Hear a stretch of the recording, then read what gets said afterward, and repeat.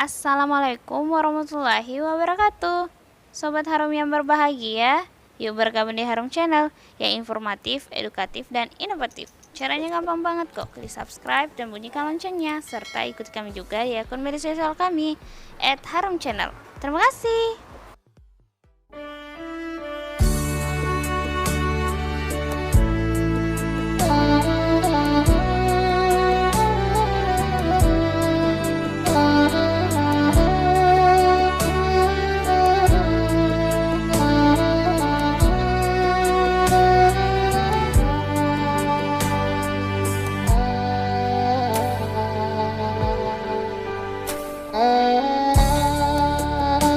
Kita hanya fokus kepada komunikasi pembimbing atau petugas dengan jamaah karena kaitannya dengan komunikasi. Jadi komunikasi petugas haji itu harus mampu memahami esensi komunikasi. Abdul Malik bin Marwan itu mengatakan bahwa Allahanu fil kalami akbahu minat taftiki fis sauti. Berkomunikasi, berbahasa yang keliru itu lebih buruk dari sobekan baju yang mahal. Nah, ini kan bagus nih baju petugas haji ini. Tapi kalau komunikasinya nggak bagus, nggak ada artinya. Kan sobek gitu loh. Punya jas yang baru, tetapi sobek. Berarti komunikasi yang tidak baik, tidak bagus caranya menyampaikan, itu lebih buruk dari sobekan baju yang mahal. Ini dari aspek psikologisnya. Apa aspek psikologisnya? Aspek psikologi dalam komunikasi itu memahami kondisi kejiwaan komunikan. Ada orang yang ngomong karena tidak memahami jiwa komunikan, dia ngomongnya tidak teratur. Tapi orang-orang yang mempunyai psikologi komunikasi sebelum berbicara, dia pahami kejiwaan siapa yang ada di hadapannya. Terutama hari ini adalah yang akan kita hadapi adalah jamaah. Mengenal diri sendiri, mengenal orang lain, dan juga usaha menumbuhkan respon melalui lambang verbal dan non-verbal. Kalau kita ngomong, halo, assalamualaikum, tapi kalau wajahnya nggak cerah, itu juga nggak enak. Assalamualaikum. Nah itu nggak bagus kan? Masa petugas haji ngomongnya assalamualaikum, tapi apa? Ada apa? Tapi cobalah, Ibu, gimana, ada yang bisa saya bantu? Kemudian kita bantu ambil koper yang besar. Besok pagi dia sudah bisa mandi, nanti pulang setelah mereka sudah berada di kota Mekah, meninggalkan kota Madinah karena dia gelombang pertama, akan masuk WA. Terima kasih Bapak petugas haji, saya sangat senang sama Bapak. Ketika di Madinah, saya bisa menjalankan ibadah dengan cepat.